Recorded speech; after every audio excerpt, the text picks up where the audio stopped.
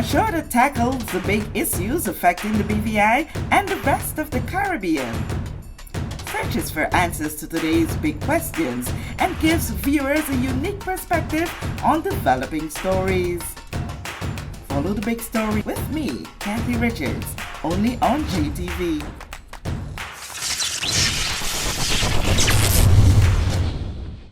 This show is brought to you by the National Bank of the Virgin Islands, Cyril B. Romney Turtola Pier Park, NV Salon, Nail Spa and Barbershop, Tisley Cross Deliciously Smooth Cider, and Digicel, simply more speed, reliability and entertainment.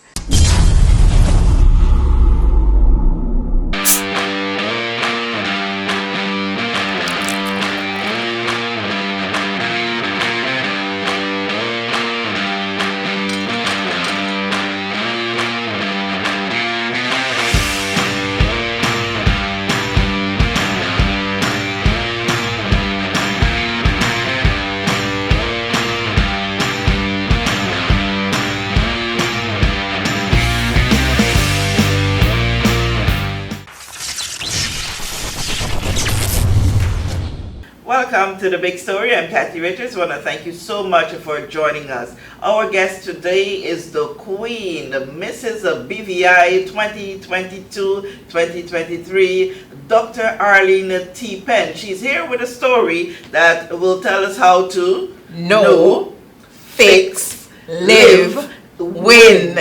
Awesome! That's a great message that she has here to share with us. We cannot in any way overemphasize, overpreach, overteach, overshare the experiences of one's life that will help to probably save another or many. Dr. Arlene T. Penn, I want to welcome you so much to The Big Story. We've been at it for quite some time, planning to be here even before you were from Mrs. British Virgin Islands. But everything happens in the right time. In the right time. For the right reasons. Right reasons. And you're here now. Yes, and it's a privilege to be here. You know, it's always an important opportunity for me to share my story and to share what I'm doing to just help the rest of the world in making sure that women, we do what we need to do to live just beautiful and long lives. Well, we were so accustomed to first Mrs. Arlene T. Penn before Dr. Arlene T. Penn, and the very first time you shared your story that I would have heard it publicly was at a cancer awareness session. I think it was 21, early 21, I think. Or 20. Yeah, somewhere around there. Yeah. I even remember the dress you were wearing. You what? And the story was so moving, and from since then we were talking about coming and sharing that story, but we're here now. Yes. It's never too late, It's never too late, and everybody probably might be wondering what they're really talking about. Let's go through that story. Okay. The story of your life. We can do an abridged version of it because I think that I've said it so often that I'm hoping that you probably haven't heard. Well, let's just say that this is my 18th year now. So 18 years ago, cancer threatened my life. I was in the prime of my public life. At that time, I was BVI, Calypso Queen, when I learned that cervical cancer was aggressively eating away at my reproductive system. And single parent, and in order to save my life, doctors would have to perform a radical hysterectomy. And for years, I walked around in this community, and I would tell people that I'm a cancer survivor, but I was ashamed to tell people that I was a cervical cancer survivor. Because you see, one of the most difficult conversations for a woman to have is that of your reproductive system.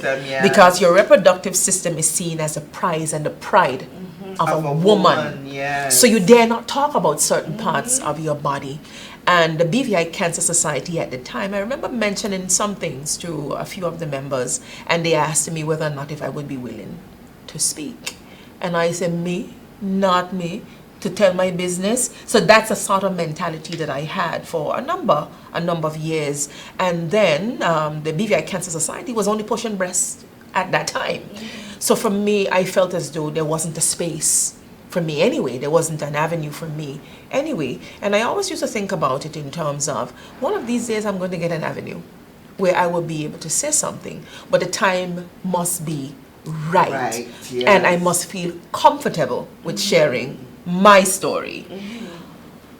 But when you read statistics from the World Health Organization, that some 600,000 women, just in 2020, were diagnosed with cervical cancer across the world. And you learn that 300,000 women died of cervical cancer across the globe. And you are living, and I am living. And God has been gracious and good to me. I just couldn't sit down and not do anything, because I am supposed to give a testimony, because my testimony, the testimony of my life, is supposed to help others. Supposed to help others. So I see myself as that conduit, that person who is working diligently to get women to do our pap smears, to do them regularly, so that we know, we fix, we live, and we win. In other words, if you know now, you can fix early, then you can live life beautifully, faithfully, wonderfully, just like God says in the Bible, and then we can win together. So I use the tagline of win together, because obviously it's twofold, right? Because I'm the spokeswoman for the WIN BVI organization, and WIN means women in need. And in my time, I was a woman in need, right? And it's because of a free pap smear screening I was able to learn that I had. Tell us about that, how that happened. Well, I was working Zerad FM at the time, and BNF Medical Complex came and they had an ad for Mother's Day where they wanted women who couldn't afford, because in those days we didn't have NHI, we didn't have national health insurance. You had to purchase your own insurance. So obviously, you need monies, and sometimes you would put children and family in a number of things above your own reproductive and health care. So I took the opportunity, because I'm the one, I did the ad, I produced the ad. So I said, well, I'm only in my 20s, early 20s, there's nothing for me to lose, right? So I'm going to take advantage of it, because I didn't have money at the time, because at the time the kind of monies I was making was almost the same as my rent. I went and I did the pap smear, and the doctor called me and told me, you have abnormal cells. They call it atypical squamous cells. It meant that, because there are different stages, you have benign, then the atypical, and the atypical, that's where you have the abnormal cells before it goes to malignancy. Because malignancy, it means that advanced. It's advanced and things are changing. And I took advantage of it when the doctor called me and told me, hey, this is what it is. You have the abnormal cells. I had to start taking care of myself and paying attention to a number of things. But along the way, I became a little lackadaisic, taking some things for granted. So I moved from a stage of, in 2001, I moved from abnormal cells, then I went back to normal, then I went back again to abnormal, then I went back to normal, then I went to full-blown, cancer. But throughout the experience, God was always talking to me, always. But you see, I was promising God some things, and I wasn't delivering on them. And it just came a point where, when I was diagnosed, that's when I recognized that, hey, you need to really, really pay attention to the voice, because you cannot say that you're going to do things differently and then you're still reverting back to your same ways. So when I sang my last calypso in 2004, I was giving up the crown. I knew I had cancer at that point in time. So I sang the night of the competition as though I knew I wasn't going to come back to compete in the calypso arena, because I had to go and take care of myself, because here I am, a young mother raising 2 little boys. And all I asked God for, just give me an opportunity to see my generations multiply And it is now years later, and I have a grandbaby. Yes. You see, I have a wonderful family, a blended family, and my husband has been a tremendous support to me throughout this whole process. As a matter of fact, I got married to my husband about 10 months after I became a cancer survivor, and I took him with me one time before we made that final decision to get married, because I wanted to see whether or not if he would change his mind if he saw exactly what I would have to go through. And that's a chemotherapy process? Not the chemotherapy. God is good. I didn't have to do chemotherapy, nor did I have to do radiation. But that's a whole nother different story, because prayer, belief, and faith, a number of things working together, prevented me from going through that whole ordeal. So I would have to talk about that at in a different setting, different time, because that for me was a spiritual transformation that I would have had to go through, because the doctors did say to me that the only way they would know how far the cancer had spread, they would have to open my body so that they would see how far. But God is so good that I just had to remove, lymph nodes. I had to obviously do the hysterectomy. Because of my age, they decided that it would be better for me to keep my ovaries, that in the event, perhaps, if I wanted to do surrogacy, have a surrogate, I would be able to do so, because then my eggs, obviously, I would, and my sister was found to be a good match for me. But, things changed, because I did ask God to send me a husband who didn't want any more children, send me a husband who loves him, God, and to send me a husband who fits the bill. And when I met my husband, he didn't want any more children, just one. The second thing was he loves God. And the third thing, he introduced himself to me as Bill Penn, right? So everything just came full circle for me. And I took him into the room with me when I was going to Puerto Rico, because I went to Puerto Rico to do my follow-ups. Even though I was treated at Dana-Farber Cancer Institute in Boston and Brigham's and Women in Boston, I did my follow-ups in Puerto Rico, the last set of follow-ups. Because once you become a cancer survivor, you have to meet sometimes every month. Then I went every 3 months. Then I had to go every 6 months. And then I had to go, 9 months. So that it really? Until the doctors in Boston gave me the all clear that you can go ahead now and go back to your gynecologist versus the oncologist. So everything has been, I would say, a supportive process, because I allowed my husband to come with me into the room so he can see what I would have to go through. I mean, from the drinking of the purple solution. Sometimes you're drinking some of the solutions and it makes you so groggy, so sick. The big machines, so he's seeing me going through those big CT machines. He's seeing me with the pelvic exams, and because you have to drink all these solutions so that things can float, so that they can actually x-ray the body. So there's just so many things, because for me it used to be so overwhelming, and I just wanted to see if whether or not you sure you really want to go through this. And here we are, still married. Happily so. Yeah. And he's very supportive of everything that I do. That's something that, is so admirable. And we're going to jump straight to soiree. Yes. That celebration of life. I stood behind you and I watched him there supporting you, taking photos. And more than that, he had your sash put over his shoulder, doing all the little things. And my instinct said, stop that photo. Yeah. That was a beautiful photo. It was a very beautiful photo, because it tells the moment. And all it was, I just gave him the sash to hold, because I wanted to take a photo without. Just plain Arlene. Arlene. Yeah. And it just so happened that he ended up being Mrs. BVI. Yeah, he chose not to fold it and put it away, but rather wear it. That's just so on point. Yeah. But that event was one where you truly celebrated life with like-minded people. With people who were looking for inspiration. Take us through that day. Well, for me, I just want to say first that there is life. There is life after being diagnosed.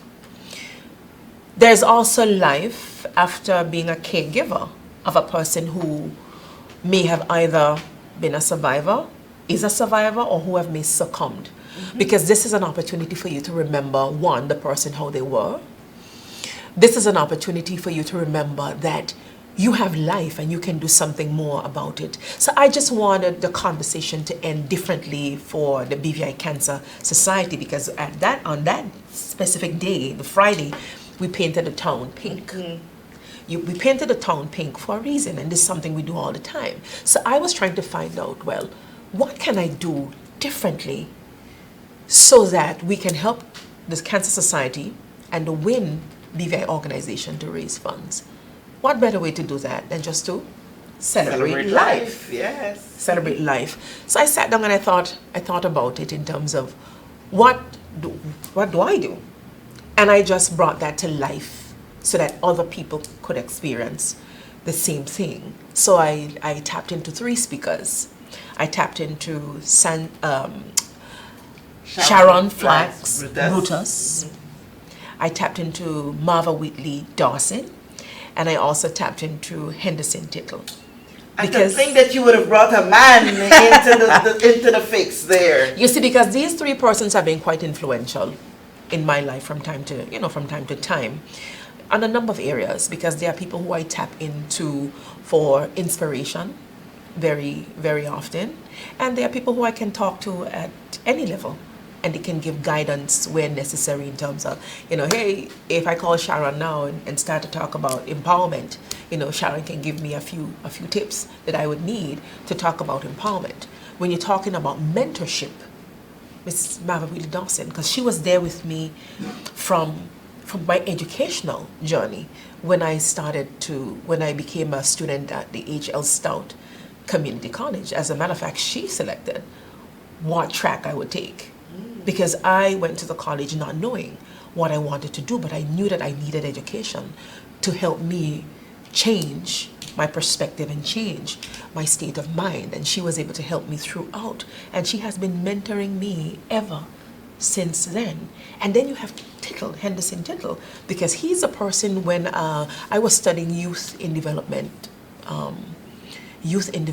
with him while we were at HLSCC, but I couldn't complete the program because I was diagnosed during the last quarter of it, so I had to leave. And he was one of those persons who would have been instrumental in even going through the program. It was a Caribbean Youth Development program. So we have been good friends ever since then. And he has been a person, every time he see me, glamour girl, you keep going, glamour girl, you keep going. And I just like he's vibrant. He has a real story and he's not afraid to tell his story. So I wanted people to hear real life stories, because I'm just like you.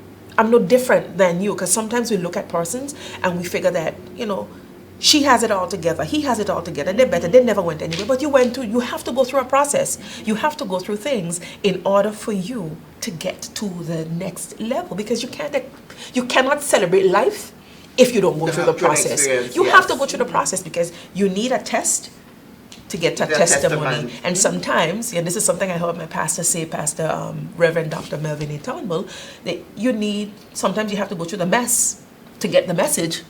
So I think that evening was a wonderful one. I know that a number of persons came expecting to sit down, but that's not what this was about. It was about, I wanted some dancing, then I wanted some talks in between. Some inspirational moments. Yeah, not no set of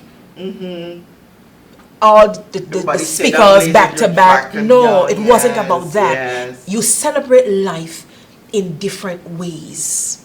And I just wanted to bring that experience. And we remember the theme was, it was tropical dressing. Yeah, tropical. Yes, it was tropical dressing.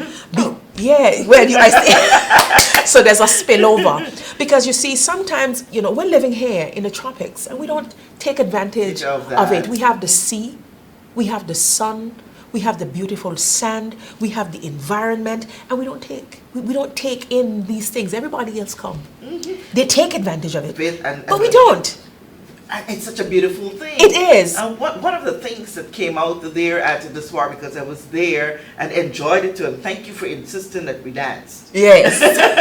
We had a ball. But one thing that you said there that stuck with me, and while I would have heard it and seen it before, but it really resonated at that event, was the transformation, your intervention, your involvement would have influenced the BVI Cancer Society. That transformation, tell us, you got where I'm coming from. Well, I did say it there because I've been speaking to, Miss Gloria Foy for quite some time, because she was trying to really get me to speak for years. I think about probably 10 or so, something years, a lot of years, to come out and to say something. But I felt as though I just didn't fit. Feel ready. I didn't fit because everything was just pink. Everything just pink. And I'm teal. I'm teal. So I just felt that there wasn't anything there for me to talk about because I just didn't fit into the mold.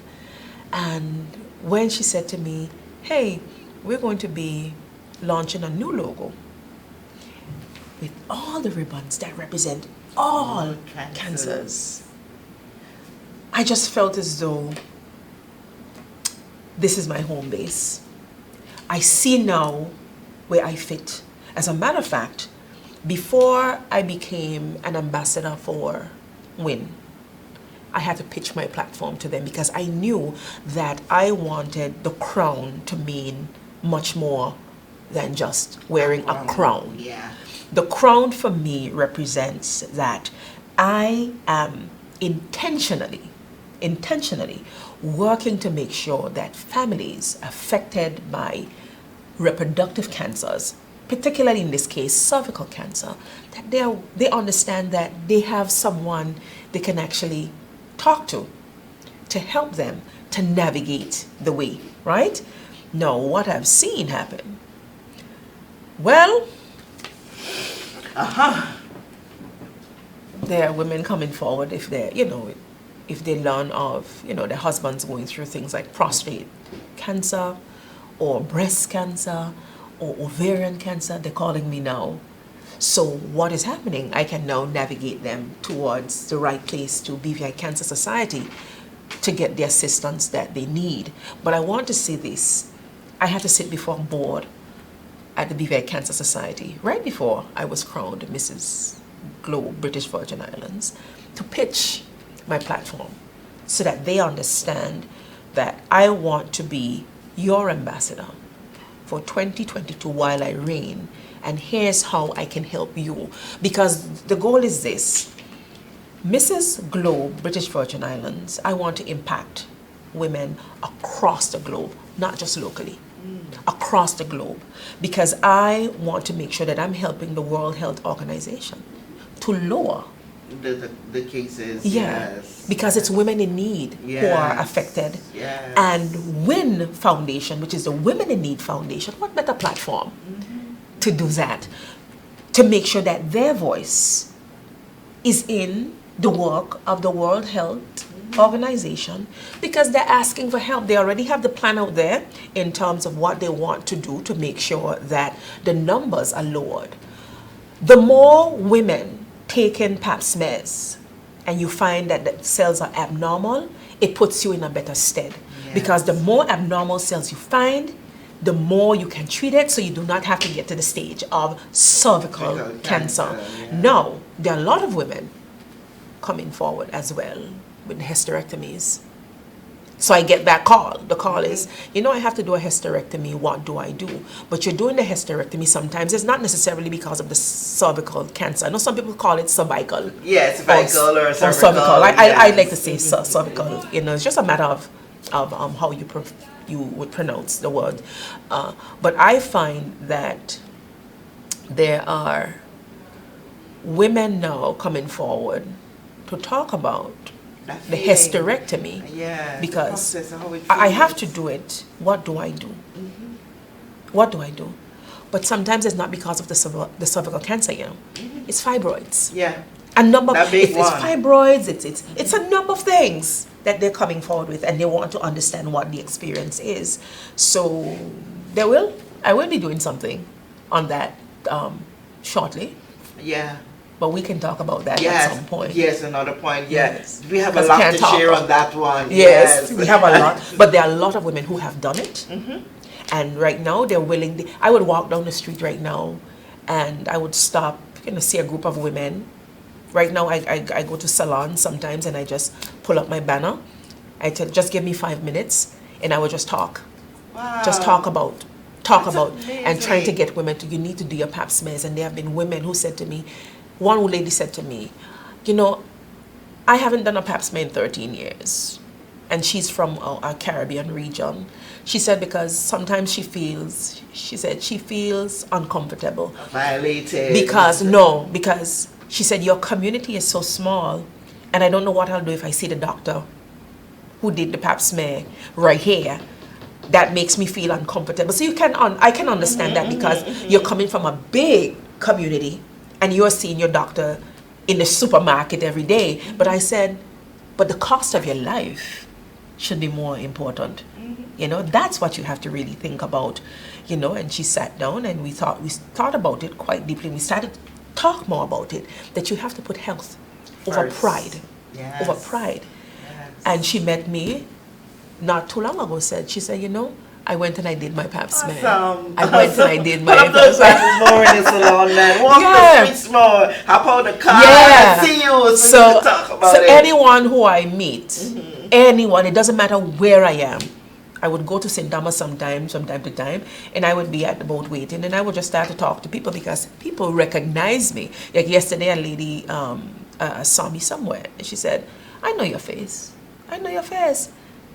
You're the lady who talks about, and I'm happy to hear that because it gives me a segue. Yes. To say, well, let's have the conversation. Yes. And I like how you're having a conversation now. You're saying the V word. Vagina. Yes. Because that's what it is. Yes. Because one time you were saying that thing and you're like pointing to the bottom like, come on, it's ours. Because it takes some time. These are not words that we usually would say publicly.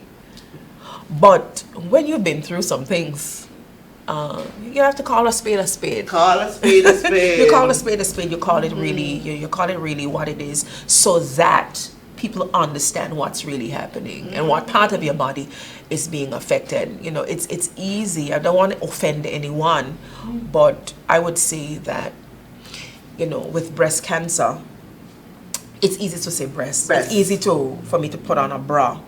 It's easy for me to reconstruct. But once you lose those organs there, and you have that hysterectomy, there's no more getting up. You have no womb to hold. You have no womb to hold that baby. So I recognize that I'm in a peculiar situation, right? So this is the reason why I believe that I am the ideal spokesperson, even for the WAIN BVI organization at this time, and even to talk about cervical cancer, because I know what it's like to have children, and what it's like to be in a marriage, and would want to have had at least one child, but can't do it on my own because of what I've been through. So I just want to make sure that women don't have to get to that position. So you if it's not necessary, right? Because there are things that you can do to help you to make sure that you do what is right. Now, you fix early, you live life beautifully, faithfully, wonderfully, and then you'll win together. Right. And so I've been preparing a script for a story from the soiree forever, and I'm just waiting on like you said, the right time to push it up. and a line in that story says, her actions matches her words. Yeah. So you're not only talking about it, there are some things that you are doing that can affect that which you're so working towards. What I'm so passionate about. Yes. So I'm going to go to my phone for this one, right? Because one of the reasons why I also did the Celebrating Life, it's because you can't just be a laid back queen. a laid-back ambassador. You have to show that you're physically doing things. Because when you're carrying, this is globe, British Virgin Islands, the crown must mean much more. So I have to physically work to do something to get up and to get the women to get their pap smears done, because it was done for me by the BNF Medical Complex.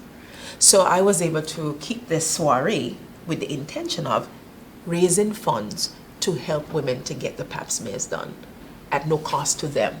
Beautiful. So very shortly, I have a campaign that's coming out, and I'll read it directly from the flyer that persons will be getting to see, right? Yes. So it's cervical cancer awareness. So the funds that we raised for the soiree, that is what will help to pay for the pap smears, yeah. right? Because 60% of what was raised goes to the BVI Cancer Society, and then the 40% goes to the Women in Need Women in Need BVI organization. And I'll be giving a public handover of the funds that were raised to both agencies so that we can get the campaign up and running to get women out there, because I'm going to be pushing for the women to go and get their pap smears done, right? So cervical cancer awareness, because I believe that early detection, it saves lives. That's what it does, right? So I want us to be proactive. So we have free pap smear screening at Eureka Medical. At Eureka Medical, right? And this is an initiative of the Mrs. British Virgin Islands 2022. Aww. That's me. And I'm Dr. Arlene T. Penn. Now, what to do? We want persons to register for free screening, right? The registration will begin from November 15th through November 30th, because we want to make sure that persons register, because all this information will have to go forward to Eureka so that they can have proper planning at the end of the day. And then we want to see how many women we can affect and help them to change their lives. You know, you may not necessarily find anything, but the goal is to know. It's better to know. No. Right? No. So the screening guidelines would be this.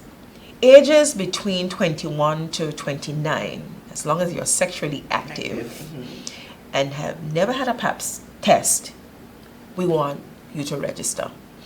And if your age is 21 through 65 and you're sexually active and have had no pap smear test in 3 years, we want you to register, because we don't want to leave any stones unturned, right? Because again, what we're trying to do is to make sure that at an early stage, the more abnormal cells we see, the better it is for you.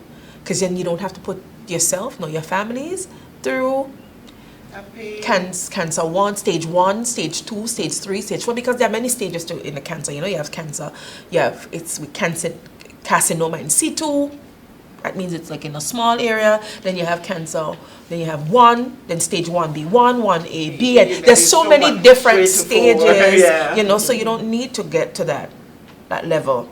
So we're just trying to stop things on track. And then, you know, who knows, you can find other things as well, because there's the HPV, human papilloma virus, that is like a trigger sometimes to cervical cancer. You know, there are things like, there's many different STDs too that can affect the body as well. So it's very good that you can find out those things so that you can get the help that you need, because sometimes we get things like genital warts and so forth, and sometimes as women we don't get the checkup because we're ashamed of what has happened. But it's better to get that early treatment, so then you don't have to live with that condition. To live with that condition, you know. So there's always a stepping stone to something. But here's the benefit. Once you're registered, right, your appointment will be scheduled between December 1st and 15th. Okay. And I'm going to dedicate my time. If you need me to be there to go with you, I will be there to go with you, because, you know, a number of women have said to me, I don't like that the test, you know, because they don't like the... Yeah. It's like a scoop going, then it's open up. So I'm saying that, and then it's swirled. Well, we've graduated from the silver. You know, that silver sterile. It's cold, and, you know, so they have the plastic ones now. Okay. You know, it's a very uncomfortable. I'm going to be honest with you. It's uncomfortable, but it's worth it. Yes, but it's worth it. It's something that we have to do from time to time, because you have to make sure that you're swabbing clearly to make sure that you get the right results at the end of the day, because it's to help you, again, to live life at the end of the day. So you will also receive a free doctor's consultation at your appointment, right? Once you go between December 1st and 15th, of course, once you register, then all of those things will be done on the back end by Eureka Medical. And I'm asking persons to call to register 440-4122. That's 440-4122. So it's only by calling you can register? Well, for now, okay. But I know that at this particular time we're still trying to get some things together, because you will have to fill out some forms at some point in time, right? So again, it's all about know, fix, live, win. And I really thank the Eureka Medical for being on board with this, to allow us as the WIN BVI organization to move forward in this area. And I really thank the team at WIN BVI organization for understanding the mission. The mission and the vision. And I must say that while I was selling tickets for the soiree, my husband did a lot of the marketing, a lot of the pushing. So it's a side, I saw a different side to him that I didn't know exist, and I didn't realize that he was listening to me so often. That one time I heard him selling a ticket over the phone. It was an evening, and he spoke as though he was Mrs. Globe BVI, because he spoke about WIN BVI, the reason why this is being done, the importance of it, how the monies will go back into making sure that women are well taken care of, and the importance of this, where you don't have an impact on the family overall, because it's more inexpensive. So it's more inexpensive if you know now. He had the whole entire thing down pat. I mean, I tell you, but I didn't realize how much he knew about it, because I guess that's what a partnership is all about. Because when I decided to put this out there, I did have a discussion with him to see how he would feel with me just having a discussion, and he said to me that if God has been good to you, you can't keep it to yourself. You know, it's your responsibility to help others. And at that time I was going through my ordination as well, going through the Institute of Biblical Studies to become an ordained minister of the gospel. And when you read about the letters that went from the Apostle Paul to Timothy, he said, when God has been good to you, you have to testify. You have to give that testimony, because you have to go out there and you have to spread the word, you know, so that people understand that it's a God that's living in you, the light that is shining on you.